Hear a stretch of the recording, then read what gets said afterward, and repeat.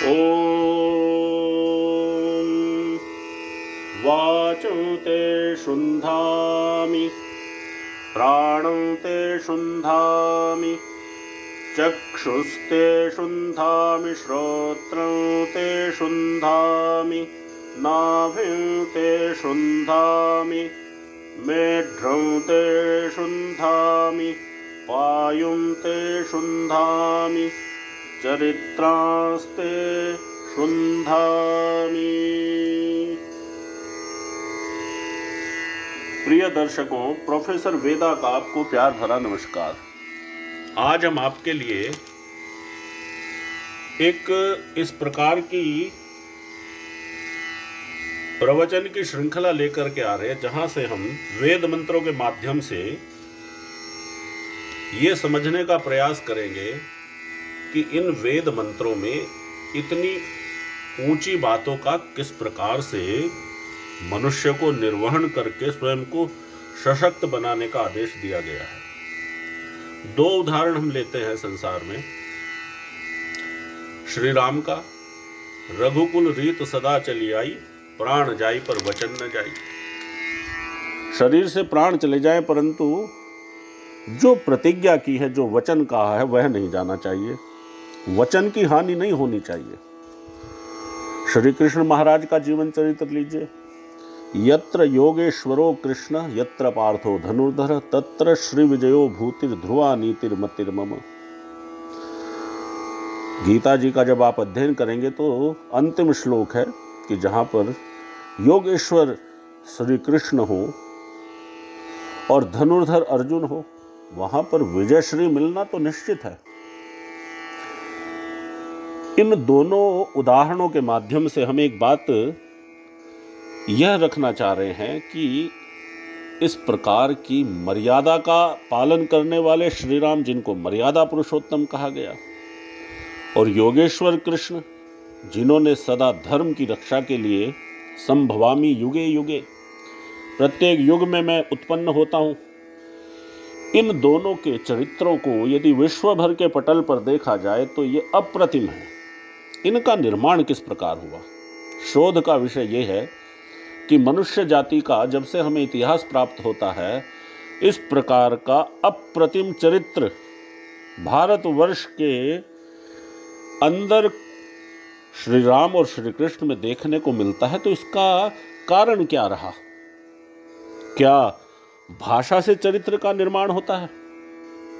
संस्कृत भाषा चरित्र का निर्माण करने में सहायक है, देव भाषा, या फिर कोई और कारण है? आज हम इस विषय को लेकर के आपके सामने प्रस्तुत हैं।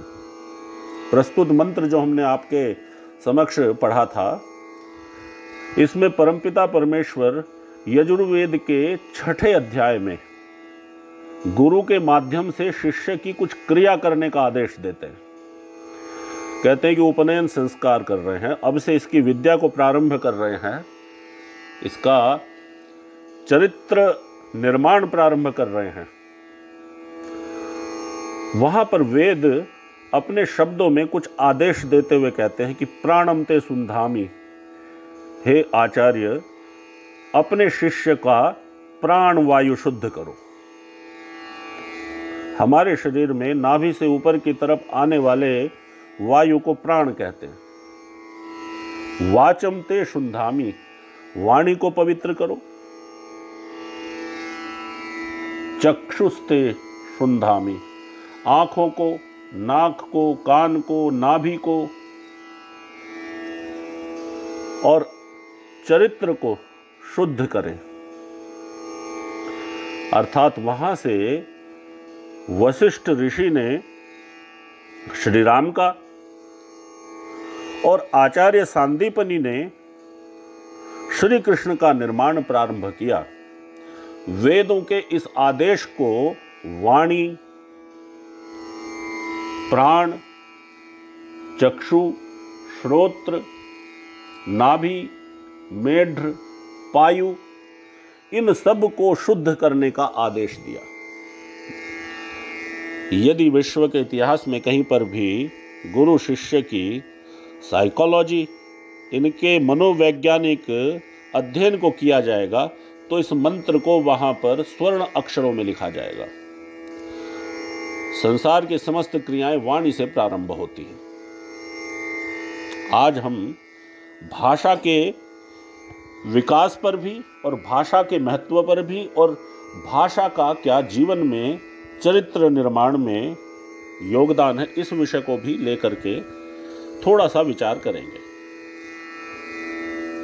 हमारे शरीर रूपी इस यंत्र में जो परमपिता परमेश्वर ने 5 तत्वों से बनाया है, इसमें पृथ्वी, अग्नि, जल, वायु, आकाश सबका मिश्रण कर दिया, पंजीकरण उसको कहते हैं दर्शन की भाषा में, और उससे ये बना दिया आपका एक चोला। और कॉन्शियसनेस इसके अंदर जीवात्मा अर्थात आत्मा को प्रविष्ट करा दिया, तो हम कहते हैं कि ये मनुष्य जीवित है। अब जीवित व्यक्ति में और मृत व्यक्ति में इतना ही एक फर्क होता है कि जीवित व्यक्ति चेष्टा करता है कॉन्शियसनेस में, मृत व्यक्ति चेष्टा नहीं करता है। वहां से कह रहे हैं कि वाणी को क्यों शुद्ध करने के लिए कह दिया गया। सर्वप्रथम यदि हम शिष्य को पढ़ाने जा रहे हैं, हमारे जीवन का भी लगभग 30 वर्षों का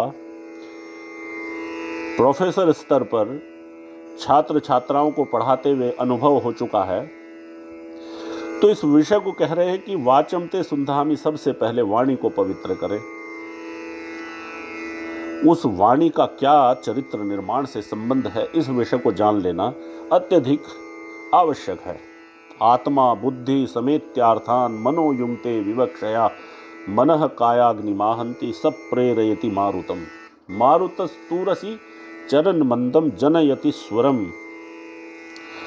ये वाणी का स्वर उत्पन्न कहां से होता है, इस विषय में शास्त्र चर्चा करते हुए कहते हैं आत्मा, कॉन्शियसनेस, सोल, जो हमारे शरीर में चेतन शक्ति है, वो बुद्धि के साथ में अर्थों को प्रकट करने की इच्छा से, अर्थों को प्रकट करने की इच्छा से मन को, जो हमारे शरीर में तत्व है मन, उसको प्रेरित करती हैं। मन कायाग्नि माहंती, हमारे शरीर में जठराग्नि एवं विभिन्न अग्नि के जो स्वरूप है उनको आहत करते हैं, प्रेरित करते हैं। मनः कायाग्नि माहंती, हमारे शरीर में जो अग्नि तत्व है उसको प्रेरित करते हैं। मारुतस्तूरसी चरण मंदम जनयति स्वरम, और वह कायाग्नि, शरीर की अग्नि, मारुत अर्थात वायु को, प्राण को प्रेरित करती है। प्राण हमारे वक्षस्थल में विचरण करते हुए कंठ के माध्यम से एवं मुख के विभिन्न स्थानों से स्वर को, वाणी को उत्पन्न करता है।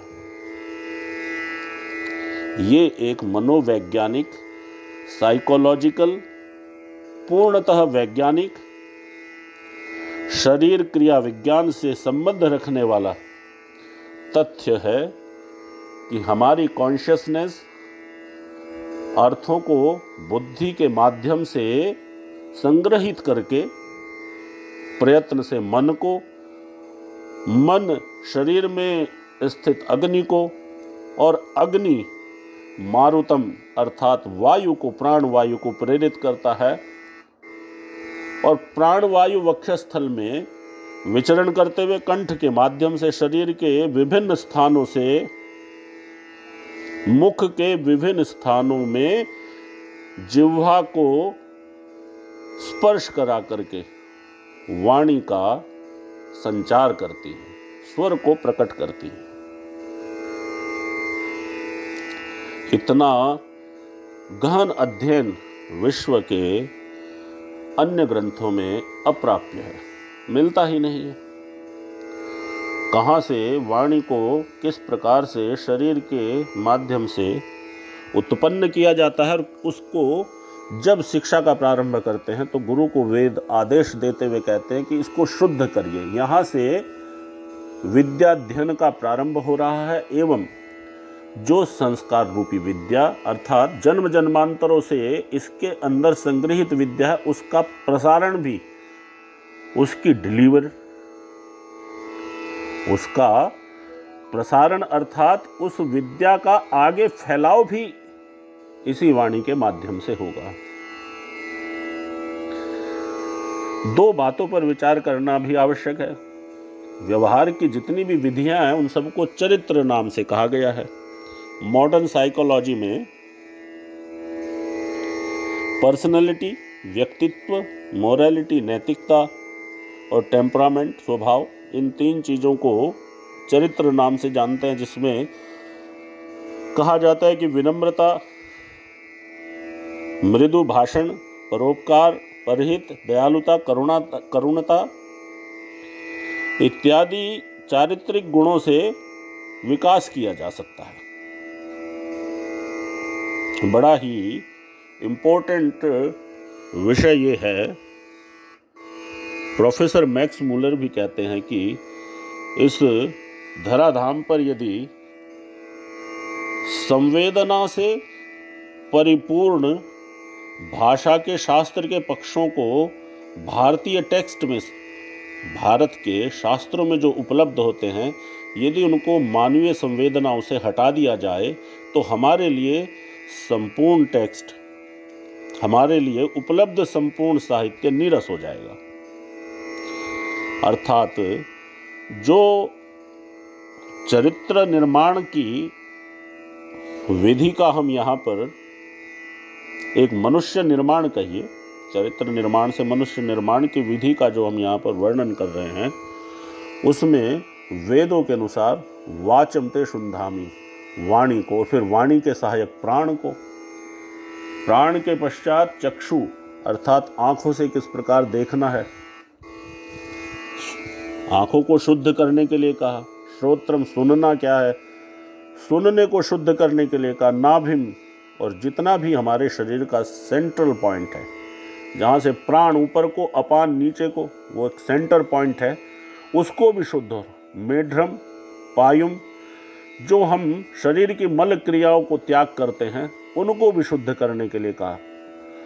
सबसे अंत में कहा चरित्रास्ते शुंधामी, मैं चरित्रों को पवित्र करता हूँ। सभी विषयों को, प्राण को समझने के लिए, चक्षु को, श्रोत्र को समझने के लिए इतने प्रयत्न की आवश्यकता नहीं है, परंतु वाणी का किस प्रकार से, भाषा का किस प्रकार से मनुष्य शरीर पर प्रभाव होता है, इस विषय को आज हम लेकर के बता रहे हैं। भाषा अर्थात शरीर के साधनों से सामने वाले को अपने भाव को शब्दों के माध्यम से प्रकट कर देना।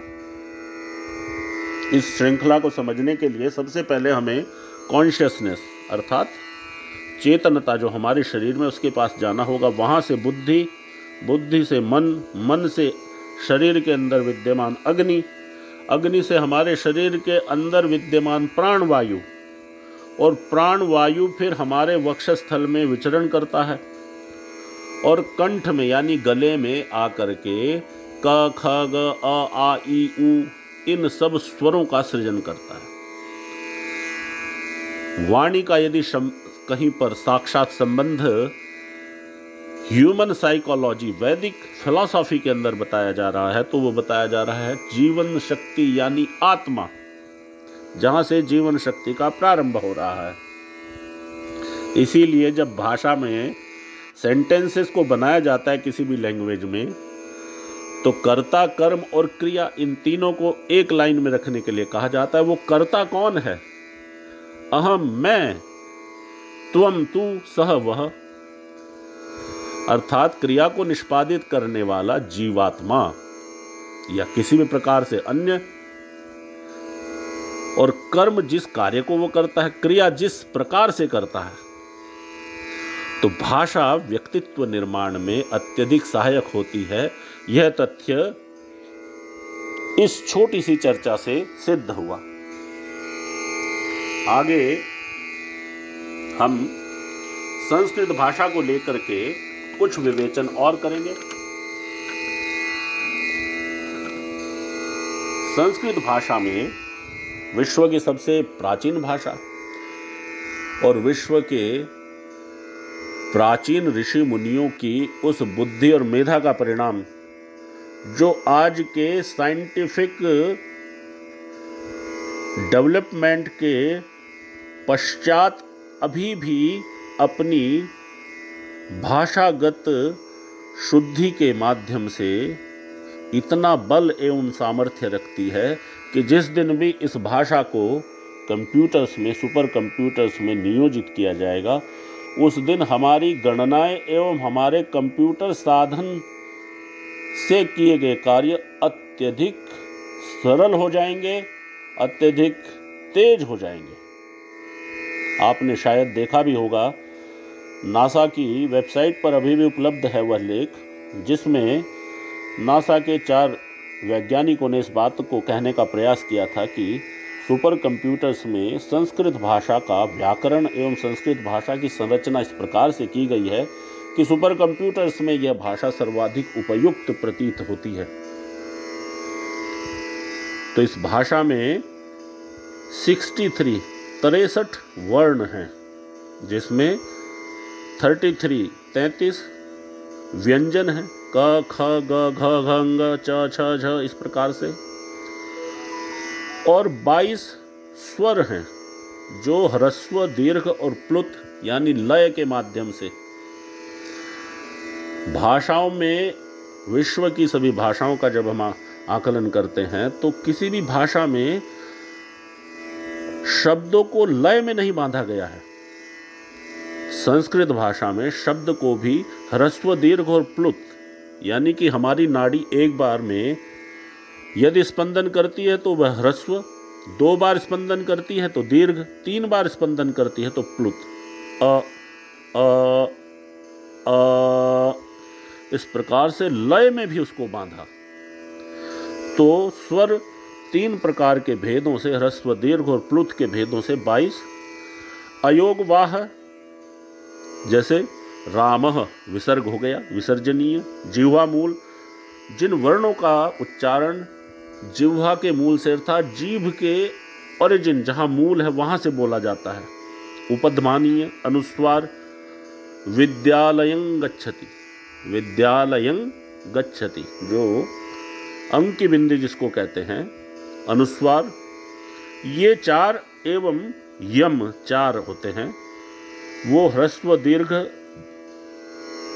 जैसे कि हम वेद मंत्रों का उच्चारण करते हुए पाठ करते, ओम ओम गणानां त्वा गणपति ग्वं हवामहे, ग्वं जो हमने ये उच्चारण किया है, तो वहाँ पर भाषा की दृष्टि से गणानाम गणपतिम हवामहे है, परंतु उसको इस प्रकार उच्चारण करने का निर्देश प्राप्त होता है शास्त्रों में,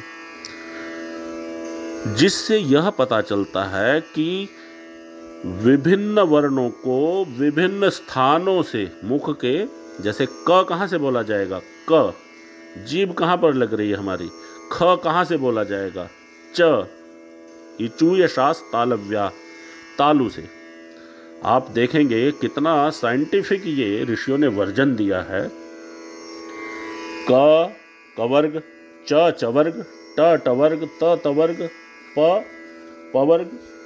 ये हमारे वायु, जब प्राण वायु नाभि से ऊपर की तरफ आता है, वक्षस्थल में विचरण करता है, और वक्षस्थल में विचरण करने के बाद में जब इनका उच्चारण करता है स्वरों का, वहां से सर्वप्रथम जो स्थान आता है वहां से ही सर्वप्रथम वर्ण का भी उच्चारण होता है।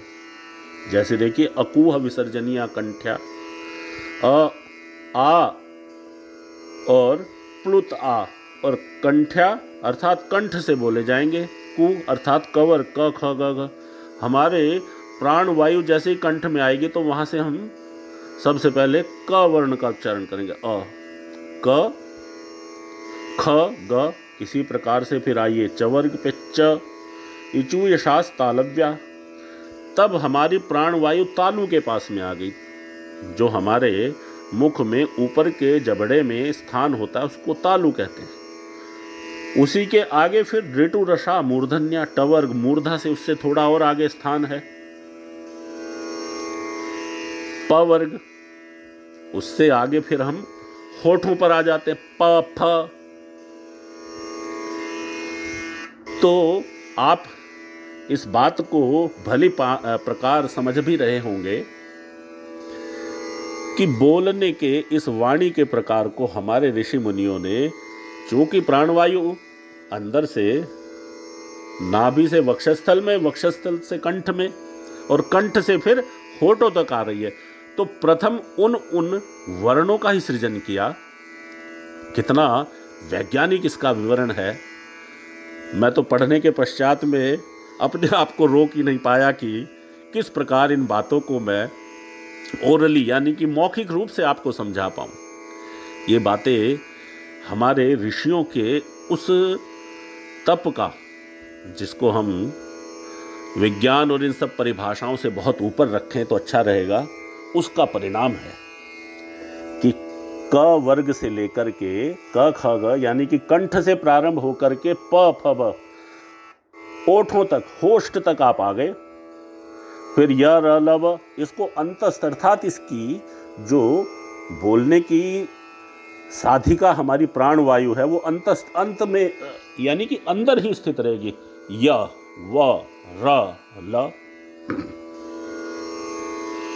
ऊष्म, उसके बाद श श श ह, इसमें हम ज़्यादा प्राणवायु का प्रयोग करेंगे। श श श ह।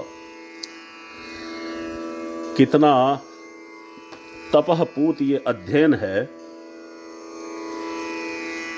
जहां पर आने के बाद में, जहां पर हम वर्णों को 63 प्रकार से जान ले रहे हैं, उन्हीं वर्णों का आगे शब्द में परिणत हो जाना, और वो शब्द क्या है?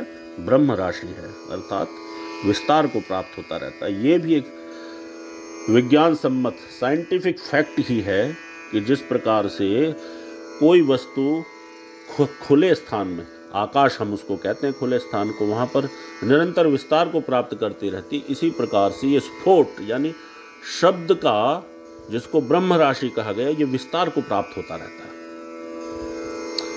वर्ण के बाद में वाणी को प्रारंभ करने के लिए कहा गया है कि आत्मा से यानी ब्रह्म विस्तार से इष्ट बुद्धि के द्वारा मन एवं मन से शरीर की अग्नि और अग्नि से प्राण वायु के माध्यम से स्वर को उत्पन्न यानी भाषा को उत्पन्न करने का जो विधान हमारे ऋषियों ने बताया, ये साइकोलॉजिकल, साइंटिफिक और इंटेलेक्चुअल एवं वर्तमान समय में उपलब्ध भाषा की जितनी भी शाखाएं हैं एवं उनका अध्ययन है, जिसको हम फिलोलॉजी कहते हैं, स्वनिम विज्ञान, phonology, study of all languages nowadays which are available. In my study period, I was not able to find out this type of the purest study which is available in our Sanskrit text. ये मेरा अपना विश्वास है। तो ये शब्द, इसका स्थान क्या है? आकाश, खाली जगह। और ये वायु जो हमारी नाभि के नीचे से प्राण वायु ऊपर को आता है, उससे उच्चारण किया जाता है, मुख तक आता है। इसीलिए नाद ब्रह्ममय जय वागेश्वरी, सरस्वती माता को नाद रूपी ब्रह्म की स्वामिनी कहा गया है। ये भी एक अध्ययन का क्षेत्र होगा कि मानव शरीर क्रिया विज्ञान में क्या इंटेलिजेंस को, बुद्धि को बढ़ाने के लिए प्राणायाम एवं प्राण का कितना महत्व है, इसका भी यदि आज के समय में कुछ शाखाएं अध्ययन करेंगे, रिसर्च करेंगे हमारे आने वाले विद्यार्थी,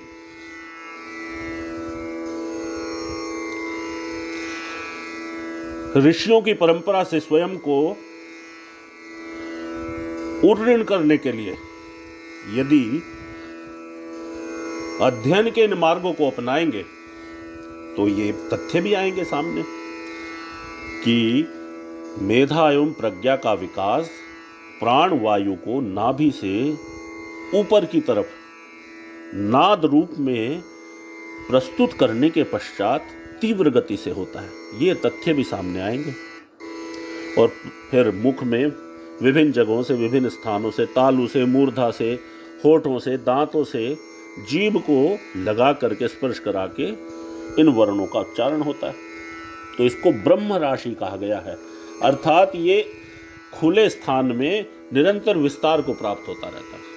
आकाश देशा शब्द, इसका स्थान, वाणी का स्थान आकाश, खुला स्थान है। इसीलिए संपूर्ण विश्वास के साथ एक तथ्य और आपके सामने रखना चाहता हूं कि वेदों की वाणी ये स्फोट है, ये कभी नष्ट नहीं होती, अक्षर है, कभी क्षीण नहीं होती। ये आकाश स्थान यानी खाली प्रदेश में विस्तार को प्राप्त होती रहती है। हमारे ऋषि मुनियों, तपस्वी साधकों ने स्वयं की मेधा प्रज्ञा को आत्मचित्त करके, संयम चित्त करके इन वाणियों के, इन स्फोट नादों के उन स्रोतों को प्राप्त किया जिनसे आज हमें वैदिक ऋचाएं उसी शुद्ध बुद्ध रूप में प्राप्त हो रही हैं।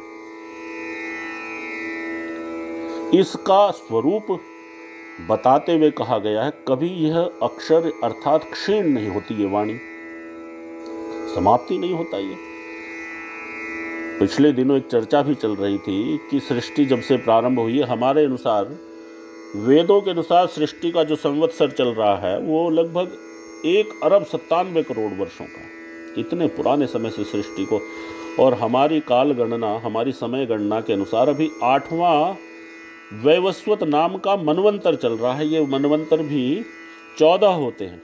आधी सृष्टि यानी कि अभी ये सृष्टि का दोपहर का समय चल रहा है। ब्रह्मा जी का एक दिन लगभग 4 अरब वर्षों का होता है, उसमें से ये 1 वर्ष का समय यानी मध्याह्न, जैसे दिन में सूर्य का प्रबल ताप होता है उस प्रकार से ये मध्याह्न का समय चल रहा है। जिस प्रकार से आप टाइम का, काल गणना का यह प्रक्रम समझ पाएंगे, सीरियल समझ पाएंगे, मर्त्य लोक का समय तेज चल रहा है, ब्रह्मलोक का समय, एक सृष्टि का समय ब्रह्मा जी का एक दिन होता है लगभग 4 अरब वर्षों का। तो उसका यह अभी मध्याह्न चल रहा है, 1,97 करोड़ वर्ष के आसपास वैवस्वत नाम का ये 8वां मनवंतर चल रहा है। 8वां मनवंतर और 14 कुल मनवंतर हैं। अभी इतना ही समय और बचा हुआ है सृष्टि का। एक मनवंतर में 71 चतुर्युगियां होती है। चतुर्युगियां अर्थात सत्ययुग, त्रेता, द्वापर एवं कली। कलियुग का समय 4,32,000 वर्षों का होता है, 4,32,000 वर्षों का।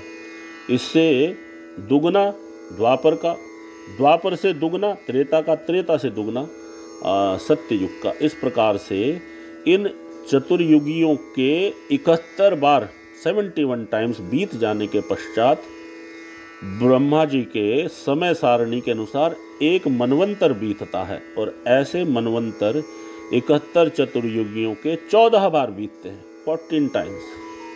तब ब्रह्मा जी का एक दिन होता है और इतने समय का प्रलय होता है, ब्रह्म रात्रि। इन गणनाओं का साइंटिफिक वर्जन संपूर्ण रूप से वेदों में उपलब्ध होता है।